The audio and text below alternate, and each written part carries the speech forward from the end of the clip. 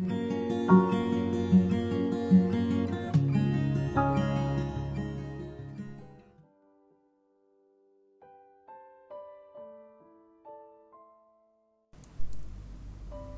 sejahtera bagi Bapak Ibu, saudara-saudari yang dikasihi Tuhan Yesus Kristus.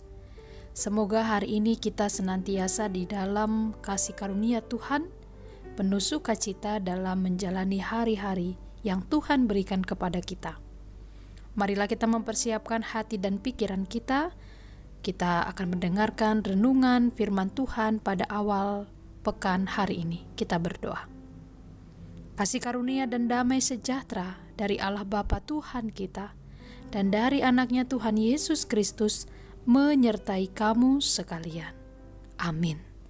Firman Tuhan yang kita renungkan pada hari ini tertulis dari kitab Ibrani pasal yang ke-12 ayat 15.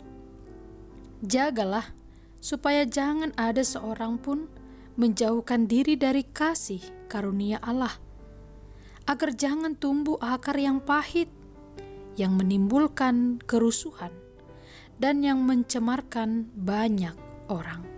Demikianlah firman Tuhan. Bapak, Ibu, saudara-saudari yang dikasihi Tuhan Yesus Kristus, berbicara soal akar, kita mungkin akan teringat batang bambu liar sebagai salah satu contoh yang sesungguhnya akan terus bertumbuh. Berulang kali kita mencabutnya, tetapi akan semakin banyak pula batang bambu yang terus tumbuh. Bila kita tidak mencabut batang bambu itu sampai akar-akarnya yang terdalam, maka ternyata bambu itu akan terus saja tumbuh dan semakin lebat. Kita harus membongkar lebih dalam dan harus membuang, dan tidak ada yang tersisa. Demikianlah analogi akar pahit yang disampaikan oleh penulis surat Ibrani dalam firman hari ini. Kata akar dipakai untuk menunjukkan betapa berbahayanya bila seseorang memendam, memelihara, dan mengizinkan akar sakit hati, kebencian, iri hati bertumbuh dalam dirinya. Karena tentu akan sangat sulit bagi kita untuk melihat kasih karunia Allah. Untuk sulit bagi kita mengampuni, karena akar yang pahit tertanam dengan begitu dalamnya dalam hati kita. Itu sebabnya kita perlu mendekatkan diri pada kasih karunia Allah dan mencabut akar pahit itu dengan tuntas tanpa bersisa, agar tidak ada lagi kebencian dalam hidup kita. Akar pahit dikaitkan dengan sikap menjauhkan diri dari kasih karunia Allah. Itu sebabnya dikatakan di dalam firman hari ini, jagalah. Kita diminta untuk menjaga hati kita, agar kita tidak menjauhkan diri dari kasih karunia Allah. Orang yang hidupnya menjauh dari kasih karunia Allah adalah orang yang dengan sengaja keluar dari lingkaran kebaikan Allah dalam hidupnya. Kasih karunia Allah itu harus mendekat kepada kita setiap hari, karena Tuhan menyediakannya bagi kita.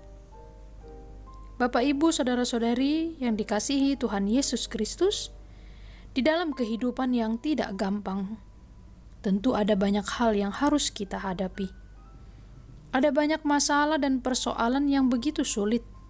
Situasi yang pahit di dalam kehidupan kita bisa menjadi hal yang terus-menerus muncul dan datang, sehingga menjadi bibit akar pahit tersebut.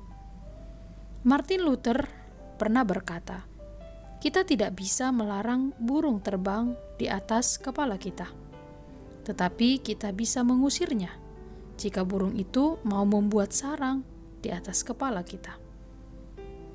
Kita tidak bisa mengusir peristiwa dan pengalaman buruk dalam hidup kita, karena hal tersebut bisa datang dengan tiba-tiba dan memaksa. Namun meskipun kita tidak bisa melarang peristiwa yang buruk terjadi dalam hidup kita, tapi kita bisa menolak untuk tidak membenci, menolak untuk tidak marah, dan kita datang mendekat pada kasih karunia Allah untuk menerima anugerahnya, agar kita diberi hati yang penuh dengan damai sejahtera melalui Roh-Nya.